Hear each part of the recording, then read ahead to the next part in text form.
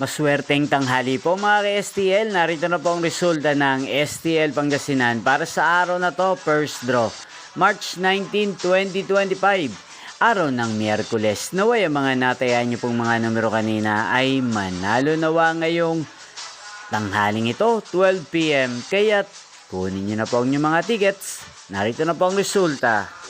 Ang mga numerong nanalo sa STL Pangasinan ngayong tanghaling ito, March 19, 2025, 12 PM. First draw result, 5 at 37 in exact order. Sa lahat po ng tumaya kanina sa STL Pangasinan para sa first draw ng 5 at 37, congrats po sa inyo, panalo po kayo. Again, 5 at 37. At ngayong umagang ito sa STL Pangasinan, atin pong i-shoutout si Kuya Bear ng Pangasinan na lagi din pong nanonood sa channel na to. Shoutout po sa inyo, Kuya Bear.